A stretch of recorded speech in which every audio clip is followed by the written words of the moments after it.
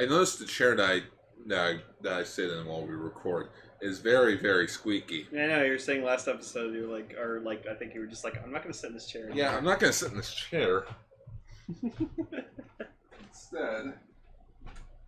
Excuse me, that's my bedroom you're in. Yeah, and you have my chair. Yeah, hey, don't touch my shit. Don't touch my chair. Oh, look. Playing reeds?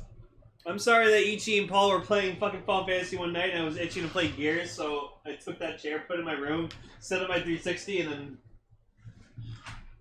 played Gears 3. There, now I have a chair that doesn't squeak, but now I can't reach the computer. Uh-oh. Oh, dear. What are you gonna do? How about I schwa the roll call and we'll figure it out. Okay. Eiji Tsuburaya, the man who created something from nothing. Godzilla, Ultraman. But when those who don't give his franchises enough credit, these podcasters will do it justice. For they are Kaiju Sentai Ultraranger! Love our Hall of Fame's Ultraman. Ultra Yellow Canister, gone. The other son of Belial, Ultra Pinkcaster, Lane! Spreading the love on one of Japanese beloved franchises. Kaiju Sentai Ultraranger! Shwa! Greetings, everyone, and welcome to Kaiju Sentai Ultraranger, the show where we talk about Ultraman's past, present, future, Godzilla, and all kaiju in between. I'm your co-host, Ultra Pinkcaster Lane! Woo! And I'm hyper because I had a lot of the Kool-Aid today. that. Yeah. Just after we watched an episode of Fairly Odd Parents.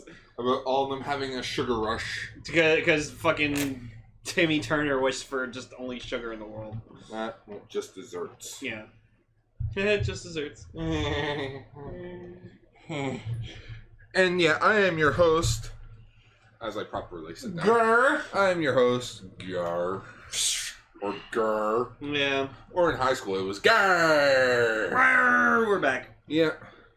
And yeah, this is episode 94 So, of you know what that Kaiju Sentai means? Ultraranger. You know, that means fucking Gridman episode. Oh, I thought you were going to say we're done. Sorry, not Gridman. What bullshit is Takeshi upset about this week? It's Takeshi's time of the month.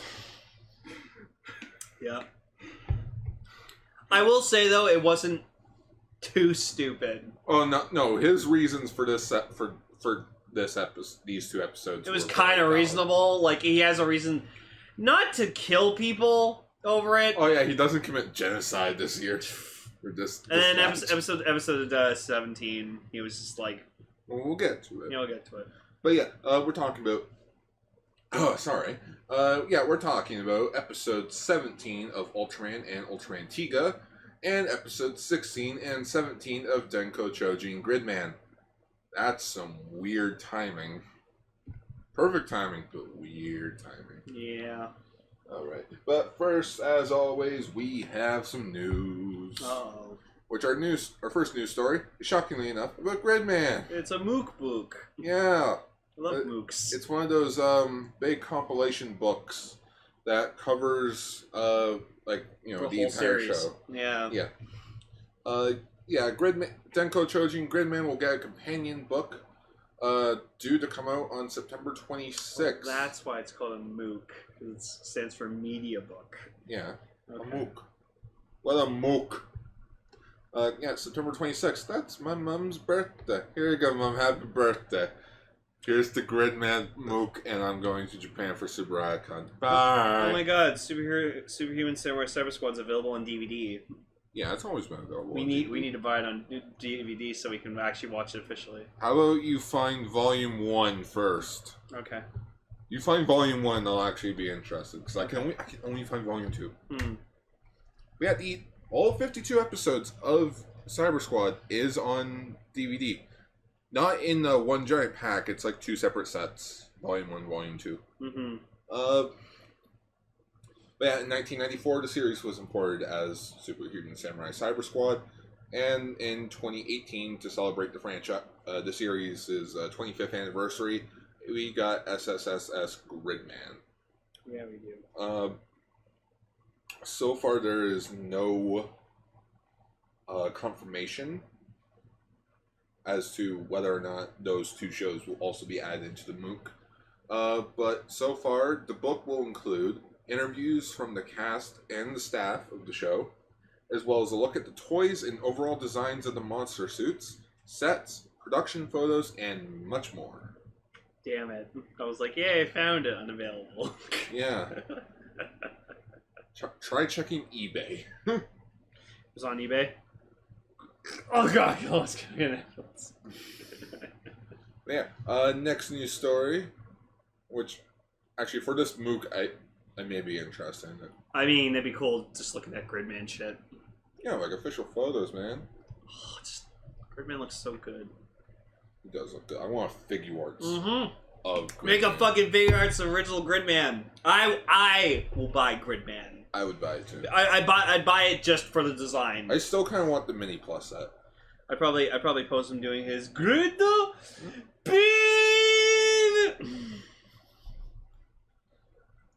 Our next news story involves some Trading card? Or... Shishiki art sets involving Ultraman characters. Okay, so we got Ultraman. Oh, here's all of them down here. Oh, fuck. Yeah, there's a lot of these. Okay, so we got Ultraman, we got Ace. Well, that's Ultraman Jack. Or, sorry, Jack. We got Leo. Yeah. No, that's Astra. No, that's Ace. That's Ace, yeah, that's Ace. Ace, Jack, Bemstar. I can't remember the name of that super monster, but he's from Ace. Okay. Then you have Taro and Taro, Leo, Alien, Magma, Tyrant, I believe it is. Mm-hmm. Then we got Zeton, Ultraman, Ultra 7, King Joe. Bietchin. Then we have some iconic fights. Ultraman Jack with someone. I know that I see Alien Knuckle in the background, so I think that maybe there's the episode. Oh, it's Black King. And there's the episode where Ultra 7 fought Metron. Yeah. And then Bolton with Ultraman, and Ultraman Taro with Ballsack, bird monster that Lane loves. Fucking hate Bird. Bird on. You're still supposed to do that thing where you just buy Bird on vinyl without telling me, and you hide it somewhere. Who says I haven't? If you haven't yet, if you have, you've hit it very well. And yeah, those are just what is that, like 12? 4, 8, do you know 12, what 16. Yeah, do you know there's what 16. You know what the best way of doing that would be? Oh. So you buy a Bird on vinyl, you give it to Kelly, and then it's just I met Kelly's place one day and it's just there, and I'm like, Kelly, what the fuck? Where the fuck did you get that? And she'll be like, oh no, I just always like Bird on. I'm like, message you. The fuck, dude? Who said I didn't already do that? God damn it! I know you didn't. No, I didn't. I've been broke for. But eventually, you'll get that Bird on. Yeah. Now these look cool. These look nice. So, for those unfamiliar, Shishiki art pieces are a series of candy toy products that are small collectible pieces of artwork. Out of the 16 pieces in a set, 4 rare variants will be featured gold metallic foil. How big are they? Are they just like cards? Yeah, I think they're just like tiny little cards. Oh, okay. I was gonna say if they're like full on like paintings, like that size or something like that. That's like what I was thinking. If you had like a hallway, like a long hallway in the house, then you could just like frame them and just. I think they're like the Burger King cards. Okay. Like from Pokemon the first movie. Oh, okay. Still, those are fucking cool. So, wait, it says on. Hang on, go down. So I got. Vakashin. Yeah, Vakashin. That's Rekka-Rekka-Sheen? No. Rekka-Rekka-Sheen? No. It's Rekamabushi. I know it is. Rekamabushi. Cool. No, No, these look really good. These will be released on December 31st. The new set will feature 16 drawings that will retail for $380 for each individual piece. Okay. Cool. Yeah. Here's a better collectible that I would rather have. It is the Special Science Search Party clips and pins of the Meteor badge. I think it's the Meteor badge, or it's just her logo. Wait, go down. Damn it, doesn't look like you can do it here. What? It did a little antenna. Oh no, but I think there is an there is one that you ultra can do replica of that. Oh, I'd like to have that. So yeah, Go. Kapu. The Science Party emblem pins have now been announced by the official Subaraya online store M78. They are approximately 43 millimeters wide by 17 millimeters long. They're available online. Each pin comes with a special display case. The neckties are made of alloyed and adorned with colosoin or colosoin. Clozone finish. Oh, Okay. whatever that means. Yeah, it's just like a type of polishing. Okay. Well, these look cool. Yeah. I'd like it.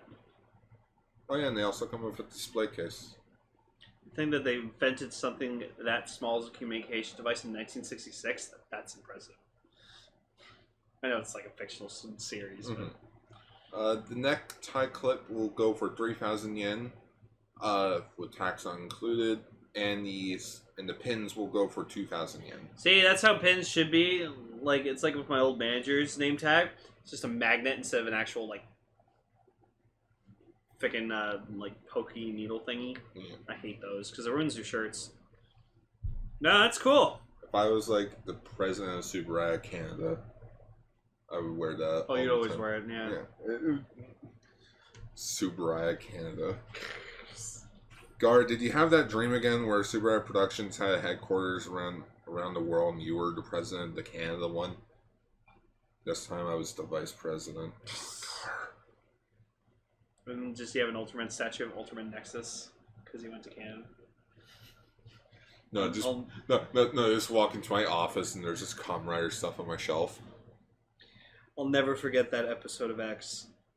Oh, where Nexus went to Canada? Nexus went to fucking Canada and fought a kaiju. Like, that's fucking amazing. I found out through my friend, she was doing a bunch of trivia on Twitter, and apparently the Nexus episode was like by random.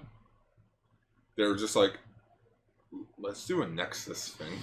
Let's go to Canada. Nothing happens in Canada. Nothing happens in Canada. Oh shit, Canada. That's fucking amazing. Bemular was there. And speaking of Bemular, SH Figuarts Bemular, the animation version, has been announced. Shit, look at this motherfucker. So the Ultra Act. Wow. How do you even stand him? How does he stand with having no feet? He's got no feet. He stands well. Okay, he's got no feet. How the fuck does he move around? Does he just, like, in the show, does he, like, hover? Yeah, he just hovers around. Oh, okay. I was like, seriously, I'm like, how the fuck does this guy move around with no feet? So, yeah. He looks really fucking good, though. Mm-hmm. So, yeah, Bemular is in... Well, this version of Bemular is... I don't want to get into spoilers.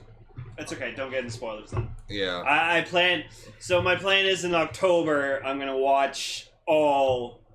Of the anime? Like, if I have a day off, I might actually try to binge it one day. I mean, it's only 13 episodes. Yeah, 20 it's minutes like long. 7 hours. Yeah, I could do it. Yeah. So yeah, this was originally a SH Figuarts / Ultra Act release. But much like with the Ultraman Ultra 7 animation models, Bemular will also be getting one. So that probably confirms that Ace will also be getting one as well. You know what? I'm excited. I think I'm more excited for season 2 of Ultraman than the first season. Same here. Just because just ignore it. Yeah, train hard. Is fucking for Jack. Like, I saw his design. Well, Jack's in the first season. No, I know, but seeing the suit in action, because you show me that statue set. Fucking, that's how big he is, and that's his design. Love it. He's my favorite. And you told me he's a boxer, so that's already a fucking plus. So if they make a figure arts of Jack, I will buy that figure arts of Jack. I'm making a note here in this episode. I will buy SH Figure Arts Ultraman Jack. Which I think that's the Ultra Act on the side. Yeah, this is... So, there's one image where one is the Ultra Act / Figuarts of Bemular, and this is the figure art of just Bemular. The figure looks so much better. Yeah.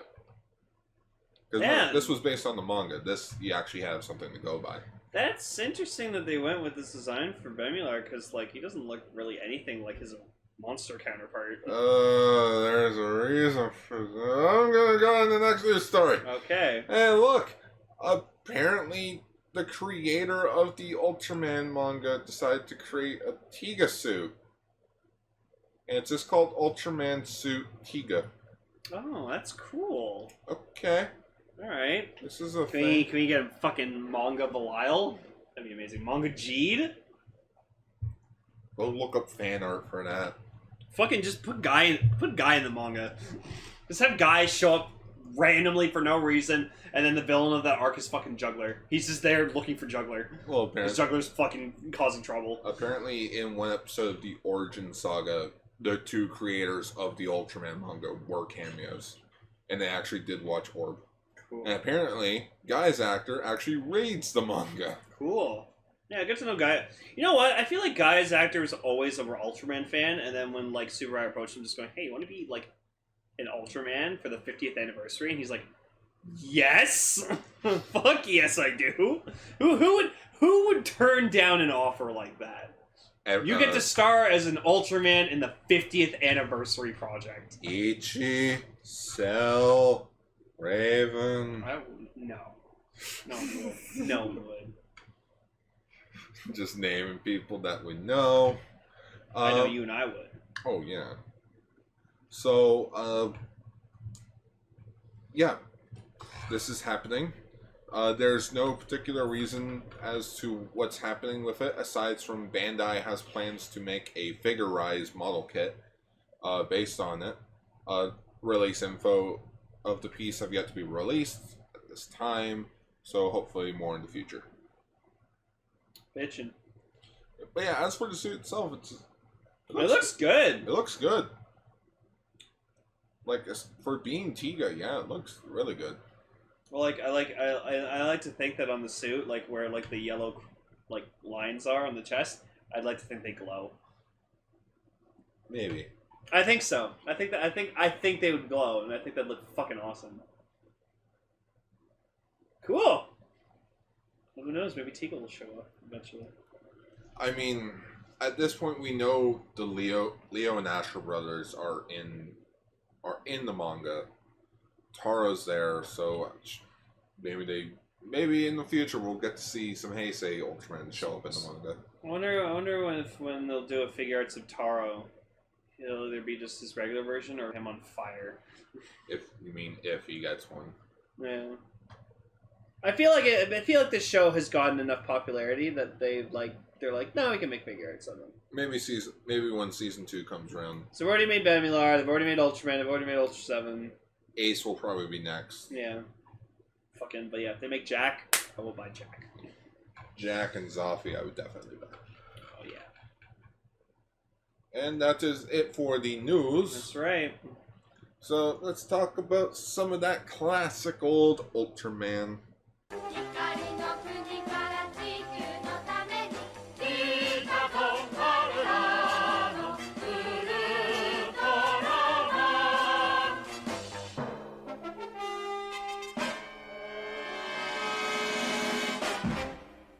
So episode 17, Passport to Infinity. So this episode was weird, but like weird in a good way and like a really interesting way. Like the way this episode was filmed and just like shit they did, it was impressive. I feel like Space Sheriff Gavon was heavily inspired from this episode.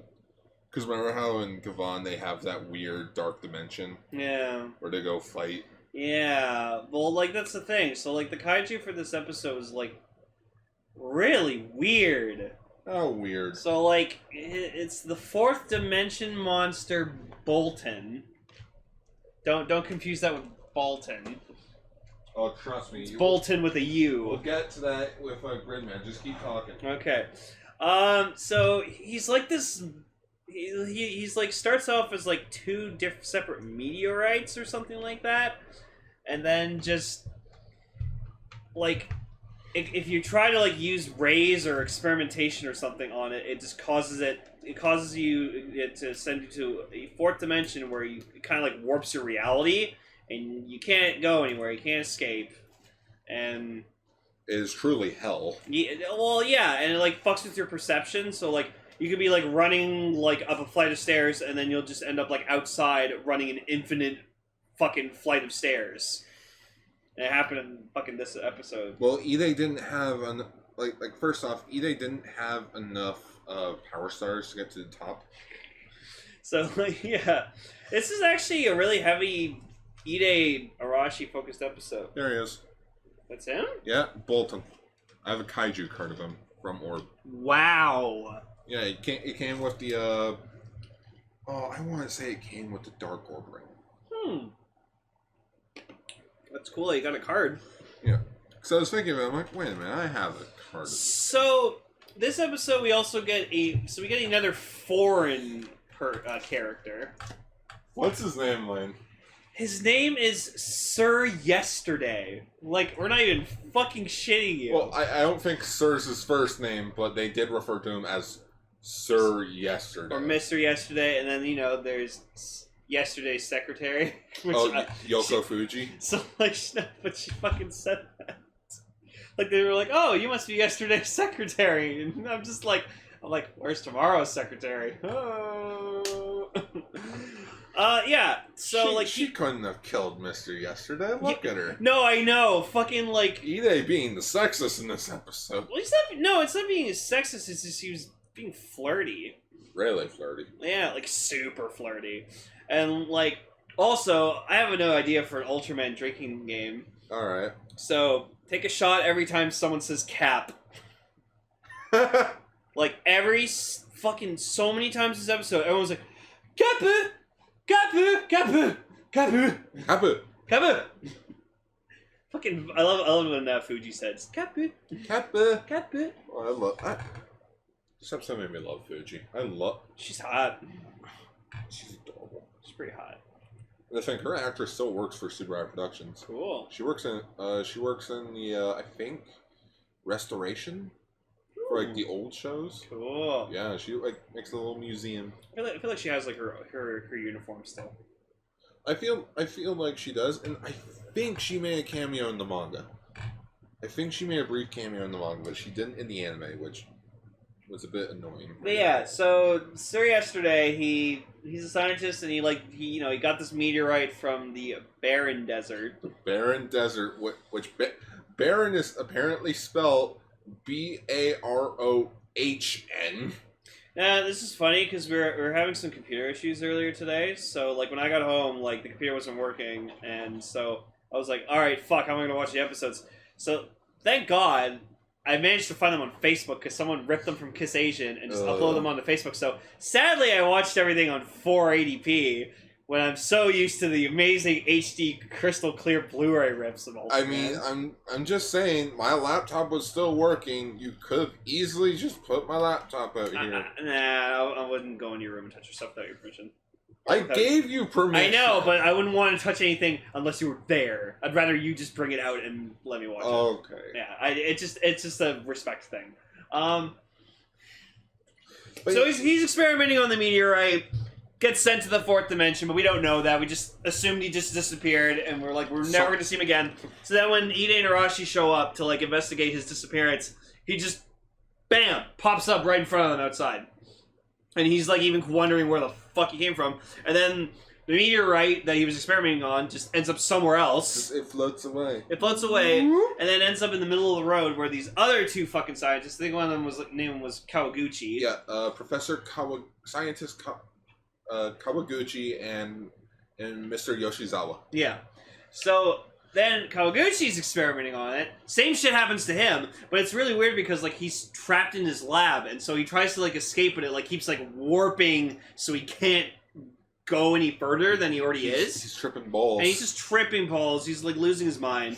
So then Cap and just goes, all right, I'm gonna go fucking investigate. Hi, come with me. And just Ide and Arashi are just oh, what about us? It's no, you go get that other meteorite piece. You fucking put it in storage. You stay here. And they're like, Kapu! So Arashi gets it from Mr. Fuki. There are so many side characters in this episode with full names. Yeah. So then fucking Hoshino shows up and he's being a little shit. Oh, I'm gonna figure things out. I'm a Hoshino. Oh, Hoshino, I'm gonna break my leg skiing. Oh, yeah. So then he goes to visit Sir Yesterday, And he starts telling him, oh yeah, so like these two meteorites, you shouldn't like keep them together because if you do, they'll combine and then they'll probably turn into this big horrible flying monster. And he's like, oh, okay. And what the fuck do? They put them together in storage. And they put them together in storage in like this barrier. What did I tell you to do? Just, not drink at the stag party. And what do you drink at the stag? Yeah, I almost walked into that one. So then Hoshino tries telling the like Fuji, like, oh no, like you guys can't do that. And she's like, oh shut the fuck up, Hoshino, get the fuck out of here. Like no one wants you. Like, go home. We're not gonna believe you. Yeah, go home. Like she brings him outside and she's just like, go home. And he's like, but there's a fucking monster. Oh, I'm not gonna fall for that. Oh shit. I don't know what they're properly called, but in the Ultraman Discord that I'm a part of, if you put like an exclamation mark and like a tag, it cuts to that image of her pointing at Hoshino being go home. That's amazing. I think it's like exclamation point go home. So yeah, so thankfully Hayata, Fuji, and Hoshino are outside, so they escape the whole fourth dimension thing. Fortunately, Ide, Cap, I think the other scientist and his assistant, Mr. Fuki, because he came along because if yesterday got caught, I don't want to get caught either. I need to be protected. Mm-hmm. And so, yeah, which is funny because like he's giving Arashi the meteorite. He's like, "Oh, we need to safeguard." He's like, "Can you safeguard me too?" What? Give it 53 years. I got an organization for you about taking care of things like that.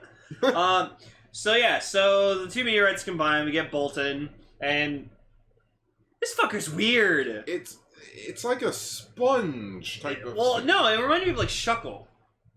Oh yeah, here comes Shuckle.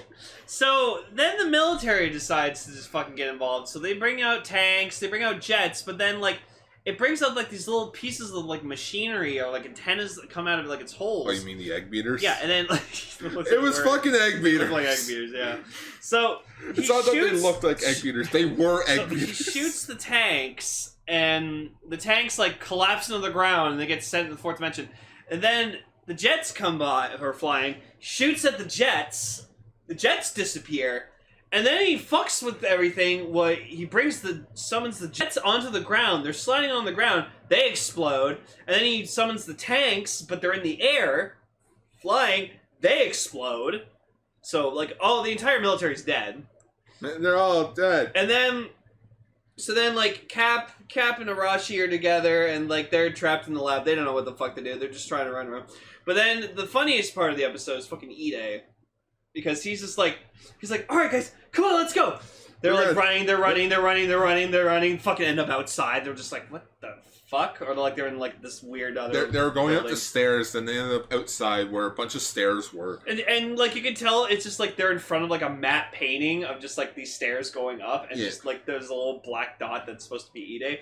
And you can just see Ide like speeding up on the stairs like I don't think that was a matte painting. I think those stairs were there, but they were like they were put in post. Yeah, like I felt like it just felt like they weren't actually there. But like when I say put in post, this is 1960s, so everything's still made on film. Yeah. So like they probably add the stairs into the film. Mm-hmm.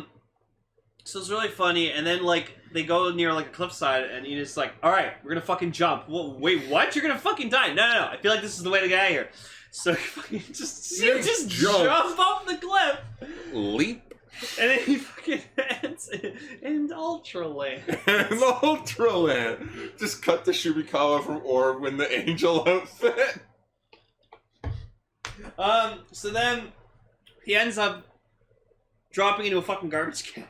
And he's like, it's dark! I can't see anything! I'm in a dark dimension! There we were, running in the field. And then Ida goes jumping right into a garbage can. Ah! Hayata! Get away from there! Oh, but Cap, I was just... Oh my god. Still keeping up the Turtles jokes. Yep. And so yeah, so then like... I should probably scroll down so we have more than that. those. Fucking...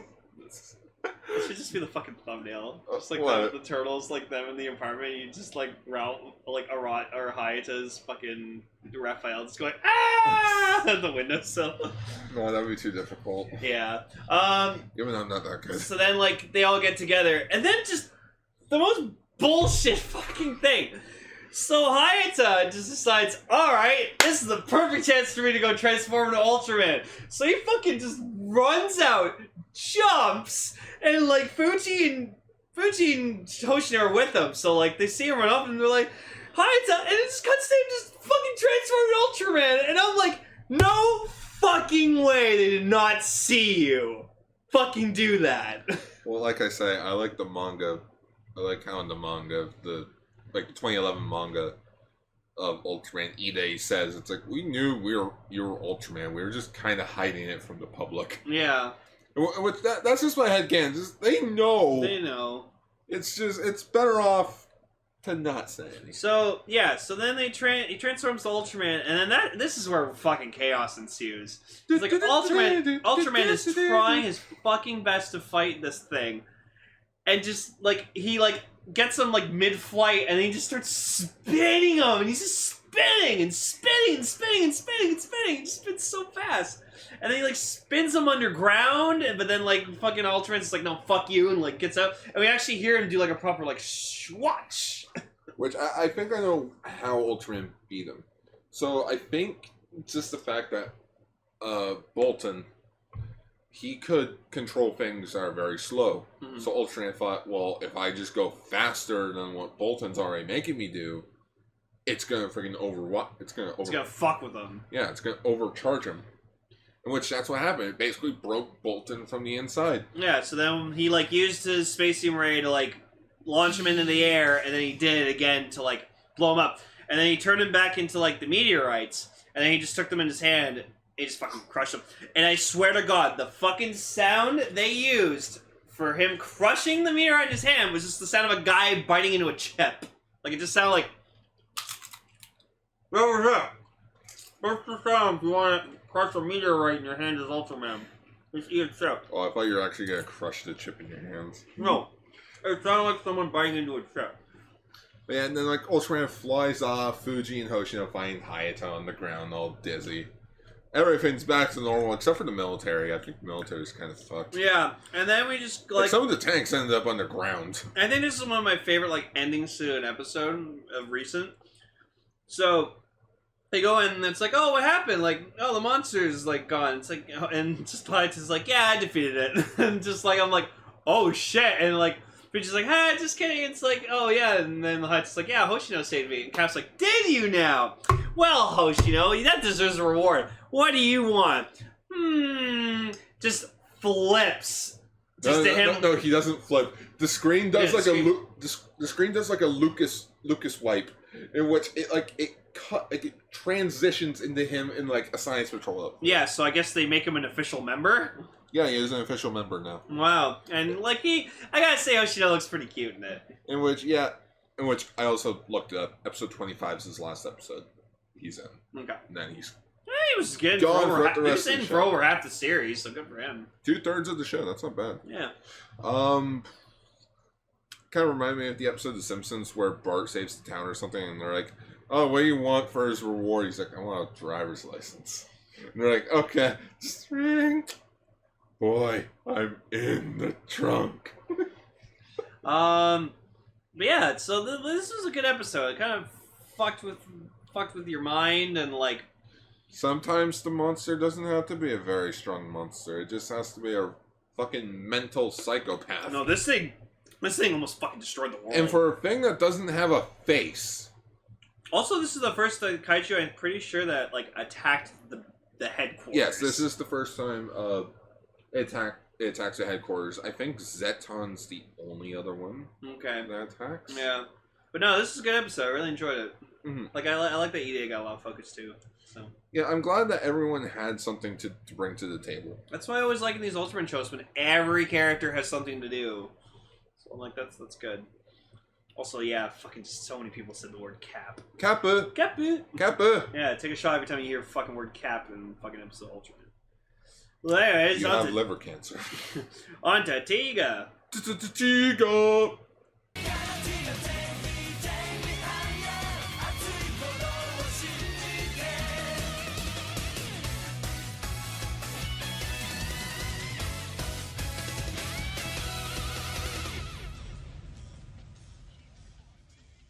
So, episode 17, the battle between Red and Blue. So, Gar, do you want to describe the opening of this episode? Red and blue, yeah.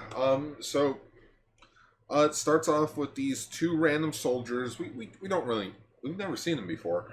They're like this in this open field. And they're just talking about why they're there. Gar, that's Red versus Blue. Did you watch the episode?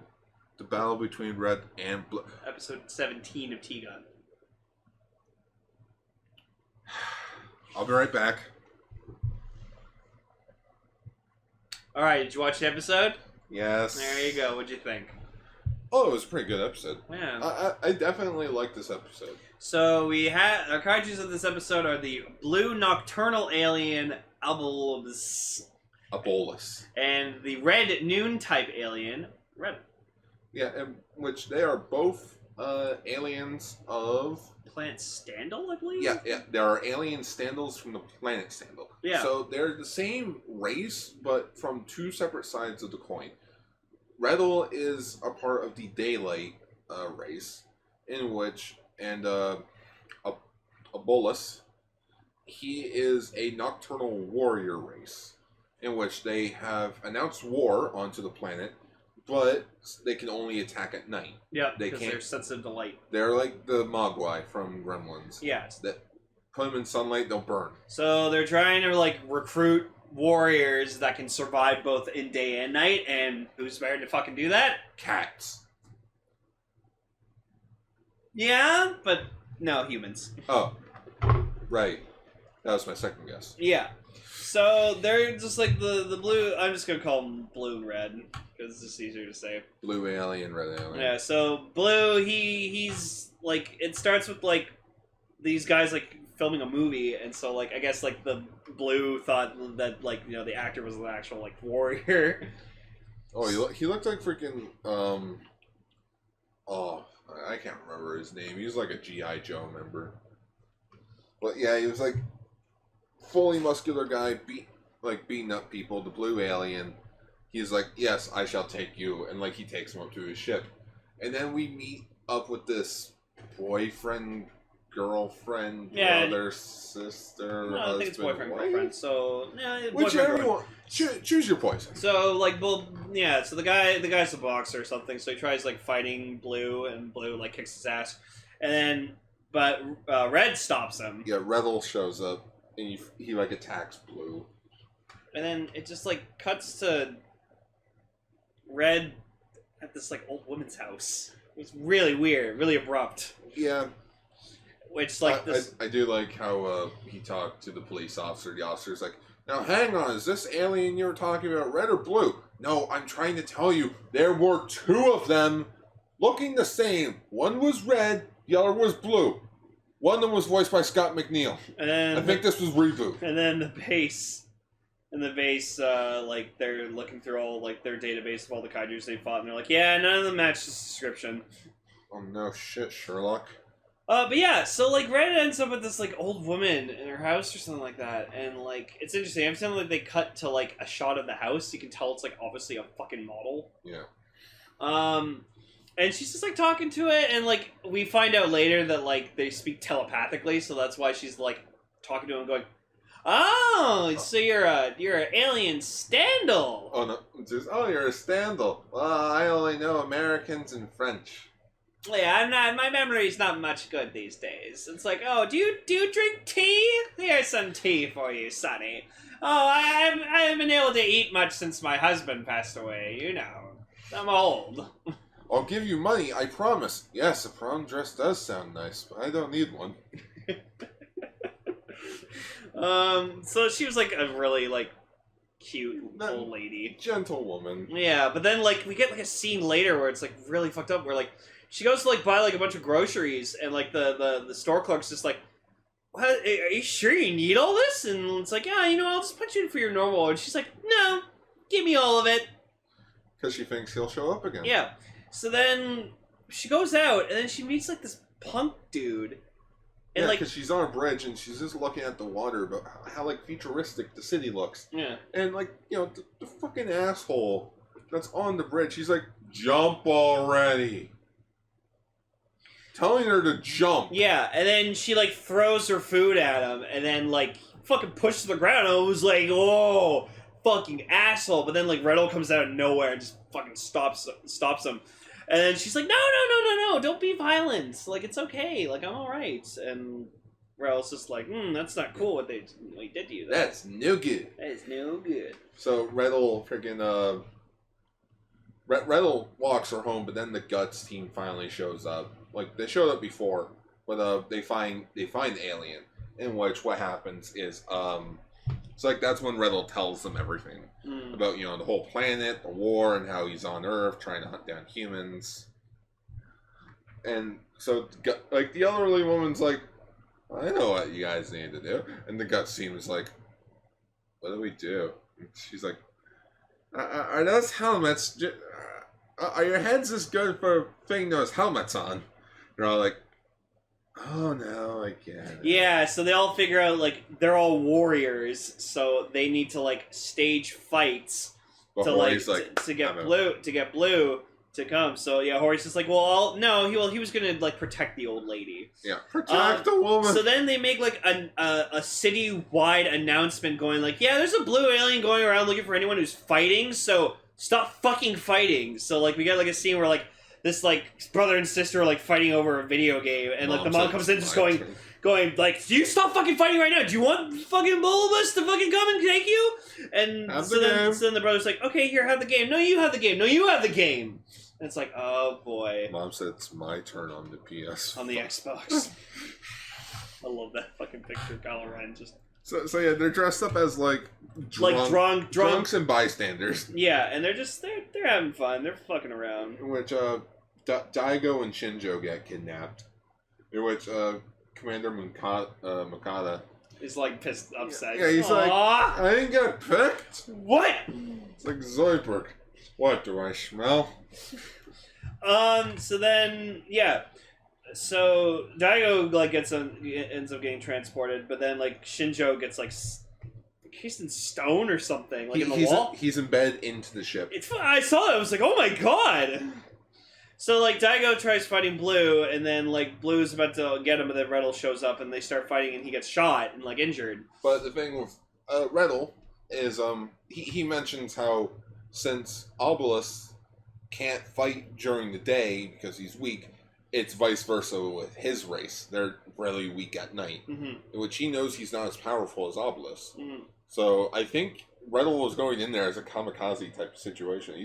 He was planning on not coming back. Yeah, but thankfully he survived. Yeah, so thankfully he did survive. So Blue grows big, and then Daigo just like, all right, I know what to do. Yeah, and Riddle's just like, go stop him, I'll save the humans. I'll save the humans, which he does. Like, we actually get like a scene of like seeing like the people who were beamed back to where they were. So that was good. But yeah, he transforms to Tiga, and then we get this really interesting shot where like we're seeing them fight, but from like a top-down view. Yeah, that was really weird because you could see how like fake the set was, but like it didn't matter because it was just so interesting to see that perspective. Luckily, that shot was very cross-faded with other scenes of them fighting. Just that never looks good in Ultraman. No, you gotta do it from like an angle to make them look big. Like nowadays, you can do that and like CGI all the freaking buildings in to make it look good. Yeah. 90s with just muddled sets, it just it looks cheap. Yeah, don't do your. But it was still an interesting shot, regardless. Good idea, just not the greatest idea. Yeah. So then, like Tiga's fighting him, and you know what? I was actually kind of hoping. I was kind of hoping he'd go power type.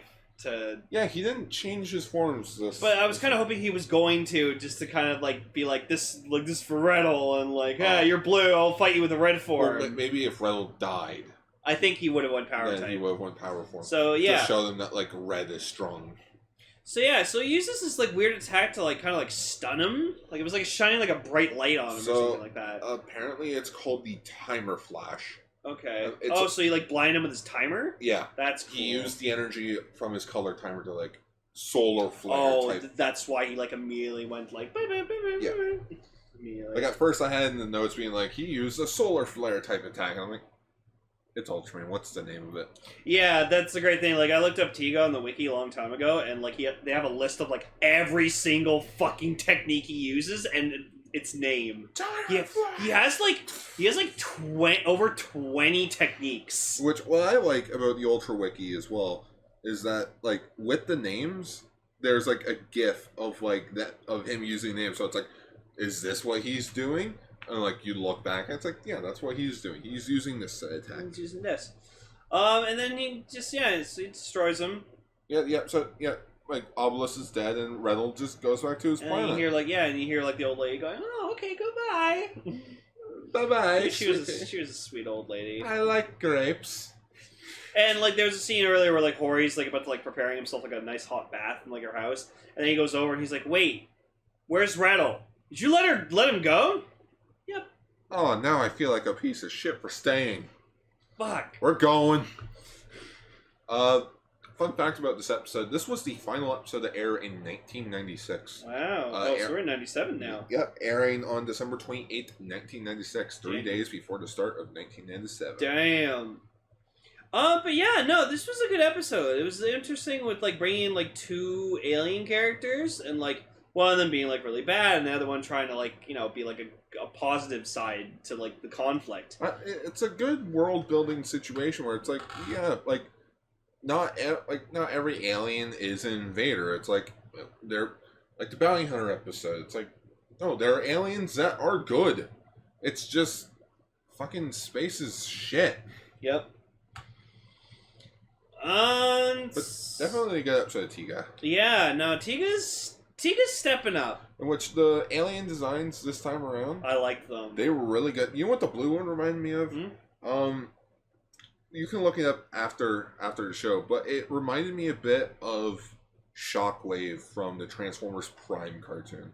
Like how he was just all angled and like just the red eye that he had. Also, I did think that was cute. The blue alien had the red eye, where Reddle had the blue eye. Yeah, complementary colors. Yeah. So no, Tiga's stepping up. Tiga is definitely stepping up. All right, now there's more Gridman. Gridman.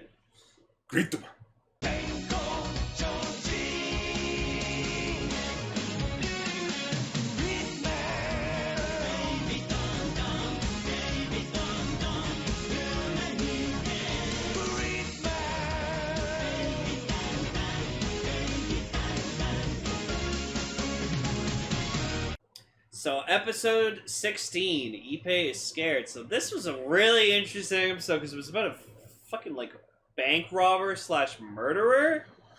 So, like, the bullshit that Takeshi, like, gets himself involved in. So, he apparently was biking out at night, but he didn't have his light on because that's actually, like, against the law. Like, you need to have, like, something shining on your bike or, like, a light on to indicate that you're... Reflectors. Like a reflector. So, he wasn't doing that. And so then he was trying to leave, and the police were like, "Oh, did you steal this bike?" And so, like, they, like, arrested him or something like that. So he was, like, really, really upset about that, so he decided, well, fuck it. They treated me as a criminal, so I'm going to release this murderer from jail so that... Well, it wasn't just meant to be that murderer, like, that guy in particular. It was just, I'm going to release people from prison. Yeah. And so he does. So we got, like, this, like, creepy guy, and he, like... steals a gun off a cop, and he's running around the neighborhood with a gun. Yep. So then he ends up in Ippei's house. He ends up in the basement. Yeah. Where does Ippei go? Goes to his basement. Well, fucking idiot. Yeah, so he gets fucking kidnapped, and then, like... Like, the guy holds him at gunpoint. Yeah, and then, like, at one point, like, fucking Ippei, like, pisses his pants. Yeah, Ippei is so scared, he soils himself. Yeah. Well, soils yourself is when you shit your pants. He wet himself. Oh. So then, like, the robber keeps calling him, like, wet kid. P-boy. So then what happens is, like, the monster is destroying, like, the security system and stuff and, like, fucking up shit so that, like, they keep getting, like, false readings of where the robber is. So, like, it's off the scent. So, So eventually, like, Naoto tries to, like, we gotta find a joke where, like Naoto Kana. Yeah, Ippei's sister Kana calls Naoto's house, and it's like, oh, hey, Kana, what's up? Yeah, no, Daichi's here. Oh, you don't want to speak to Daichi? And you just see Daichi just be like, oh. Yeah, Daichi's like in his chair right beside Naoto. He like gets up when he like hears. He stands up. He's like, "Oh, you don't want to talk to him?" And like he immediately goes into like a sad face, sits down, turns back around. I was like, I take that, you bastard, you little shit. So then, like, Naoto goes to, like, try to find Ippei, and then he's like, okay, well, like, he calls Yuka, and he's like, alright, let's rendezvous with Chunk. So, they go down and they find him, and then, like, fucking Naoto with, like, the awesome skills, he, like, fucking, like, actually, like, defends and, like, tries to, like, counter the robber. Yeah, so what happened is, like, they go down to the basement, the prisoner tries to sneak up on Naoto, but then Yuka, warns him about it. He like gets in like a few punches until Yuka freaking beats him with the metal baseball bat. Yeah, and he manages to get away. So then like they ask Ippei, it's like, wait, what's this like liquid on the floor? And he's like, don't worry about that. Let's go, jump. So the kaiju of this episode is the elastic monster Mecha Bamora, which what's wrong? Fuck. Last 3 episodes, it's been nothing but reusing monsters. Oh, okay. We've seen this guy before already. Yeah. That explains why it's Mecha Bamora. Bamora, in which I kept writing Gomora in the notes. I'm like, it's not Mecha Gomora. It's 2010. I almost want to make a piece of the thumbnail because it sounds like Gamora. You just put Mecha Bamora with Gamora's head. Bamora? Is that you? Just Gridman with Star-Lord's head. That'd be funny. There we go. So then they like Ippei's like, all right, I'm gonna go. I'll show him for calling me wet kid. So like he goes to like because like the robber tells him, he's like, oh, you think I hid the money like somewhere like special and stuff like that? No, I hid it in a car in the parking lot at the bank. No, but it's like it's an obvious place that no one would actually look because they would think he just hid it somewhere like far away. So why would you hide money near a bank? Your car would be impound though. If you were in prison, your car goes into the impound yard, in which they would check it. So then, so we get the police dude. So Koganimaru, which fairly guards a story about naming the character wrong the whole time. So in the Wikipedia casting for Japanese page of Denkou Choujin Gridman, there is a character listed as Officer Asamagaski. I probably butchered that name. But I found out this episode, that's not his name. No! His name is Koganimaru. So why is who is this officer guy that I have been confusing him with now? I don't know, maybe a recurring character for later. But it's like, but it does bring up a good point that I want to bring up. It took 16 fucking episodes to finally get this guy's name. And what's so funny is, like, every other fucking cop in this show, in this episode, is just, like, going around in cop cars. He's the only one with a bike. He just has a bike. That's the joke. So, like, eventually, like, they go, like, Gridman's fighting the kaiju or whatever like that, and, like, he like, he's getting his ass kicked. Like, I swear to God, like, the fight lasts almost as long as as half the episode did. Yeah. Like, he's just, like, fighting the whole time. He's getting his ass kicked. And I'm just like, fucking go Thunder Gridman or something like that. And then eventually he does go Thunder Gridman. So I was like, good. Because, like, they send God Tank, but God Tank's not doing anything. So it's like, all right, let's send the Twin Driller and the Thunder Jet. And it's like, all right. Thunder Grito Team.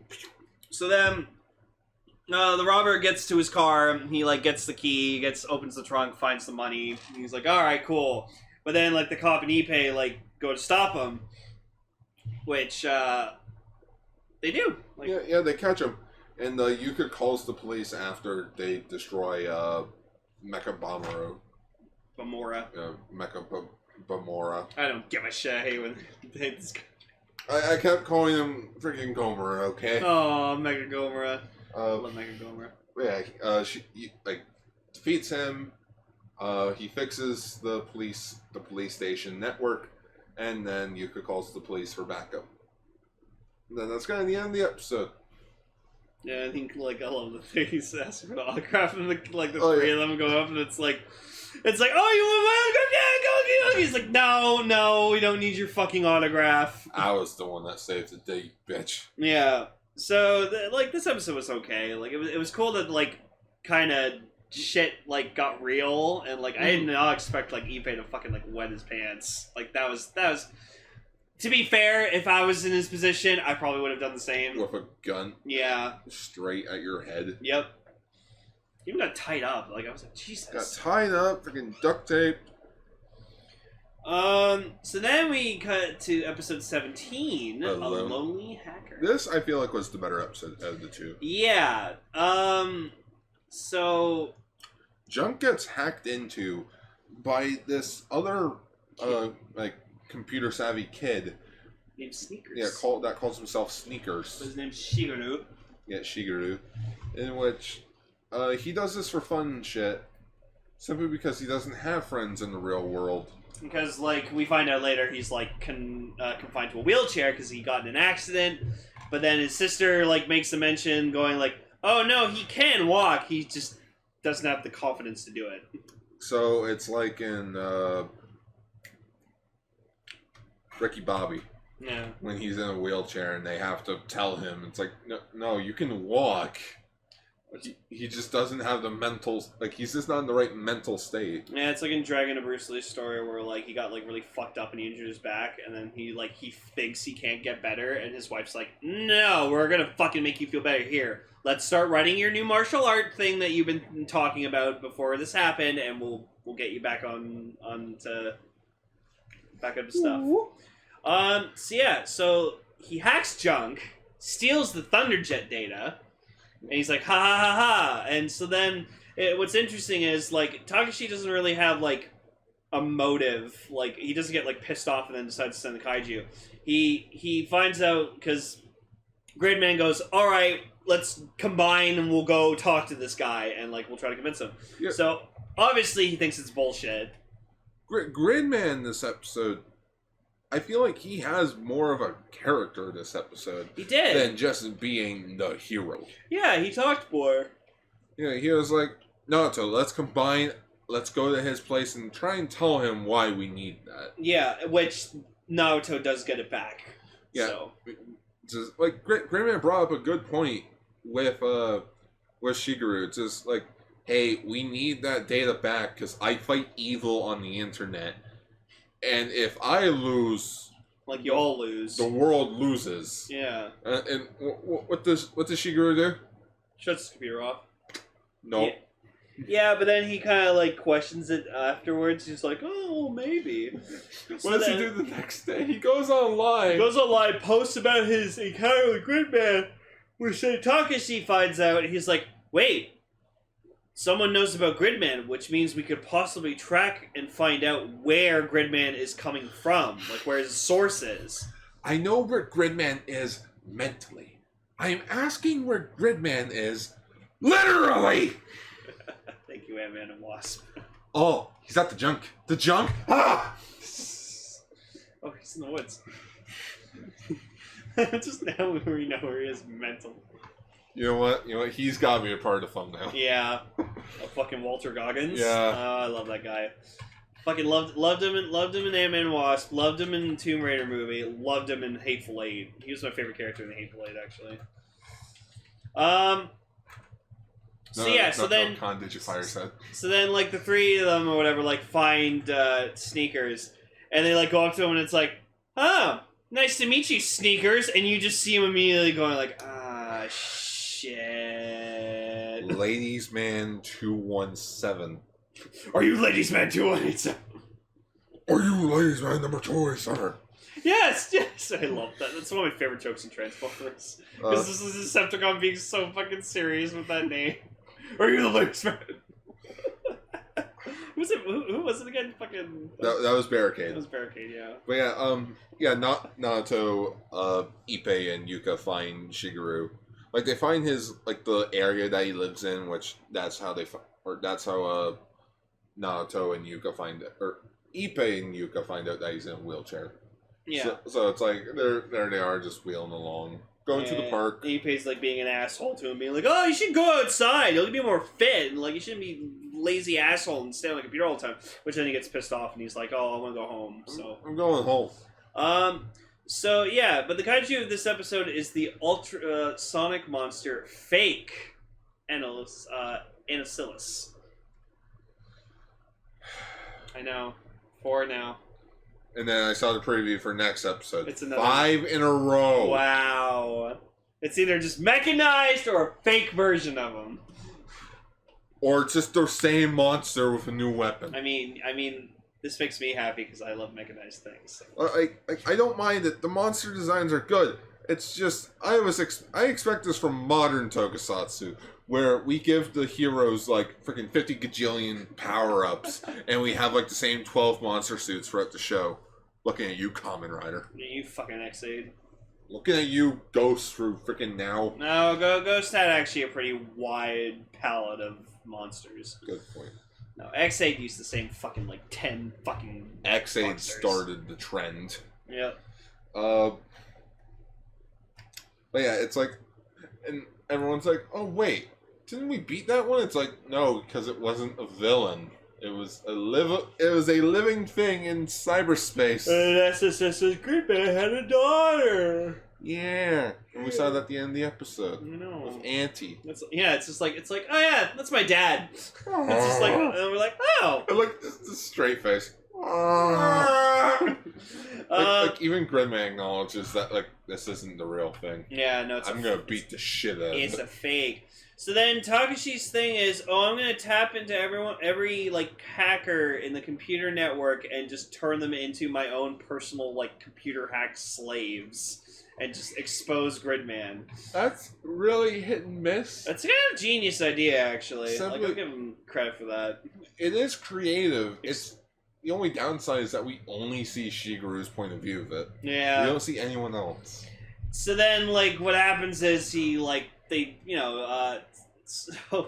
Gridman, like, they summon Xenon, but then, like, he's fucking so weird. He's, like, moving really fucking weirdly. Oh, God, Xenon? Yeah, and then he loses his arms, and he's just, like, hopping around. Uh-oh. And then, yeah, he blows up. So then, like... Optimus Prime died. So then, like, Shigeru, like, decide, like, because... God Xenon fix the mainframe, which stopped the brainwashing. Yeah. And then, like, Gridman's getting caught up. He's turning into, like, computer stone. Like, the equivalent of being turned to stone. Yeah, because Takeshi had a program inside Anacillus, or fake Anacillus, to make him... rewrite his programming to make him like a tree. Yeah. Can't move. Yeah. And so then, like, he, like, puts in a program that, like, releases him from it, and then he goes Thunder Gridman again. No, he doesn't. He doesn't turn to Thunder Gridman this episode. Oh, it was the last one. Yeah, because remember God Xenon blew up. Oh, yeah, because I was going to make a mention that, like, you were saying that he, like, named out his attacks. Oh, yeah. Episode 16 is the start where he actually starts shouting the name of his his attacks. Mm-hmm. Like he's like Spark Beam or like Grito Beam or Thunder Grid Beam. Beam. So then and then Gridman fucking kills him by like he abruptly kicks him. He kicks him in the fucking head and he like shatters him, like almost shatters him to pieces and all this. Like, what the fuck was in that kick? Like, friggin' Jesus. Seismic tosses him into the air, and then stock footage of him doing the grid beam. Oh yeah, well then apparently that's what Gridman was saying to him. He's like, oh, thank you for giving me like the program that like increased my legs, so like my legs were more powerful. And then he just like tosses him, destroys him with a grid beam. Gridman versus Kamen Rider. Gridman would win. Gridman would definitely win. Schwoops. He can grow bigger. Yeah. Yeah. So then he talks to Shigeru and he's like, you helped me. Now I know you can do it. I know you can walk. You can try to walk. And he's like, oh no, I can't. He's like, no, you can. I believe in you. So then he tries to get up and walk. He can't do it. So then fucking Gridman uses his fixer beam on his legs somehow. I don't know. I didn't realize it could be used on fucking physical real life objects or people. And he fixes his legs so he can walk again. Well, you gotta remember, those Gridman and the Kaijus, they are real. It's just they're in the computer world. So Gridman's fucking Jesus. Like, you put that fixer beam, like, I bet if he used it on a cancer patient, he'd cure them of their cancer. Like, the fixer beam is broken. I mean, if you think of it, the way he does his fixer beam is kind of like a crucifixion. Oh my god. So, but, yeah, so we're keeping it, we're staying it here. The fixer beam is fucking disgusting. It's broken as shit. It's like the beat the game button Now, if we could only fix the hole we have in our hearts. of No More Gridman. You know what? I would buy it if Mill Creek announced the Gridman the complete series. I would like that. Oh yeah. We do plan on watching Superhero Samurai Cyber Squad. All 53 episodes. Jesus Christ! Yeah, the show.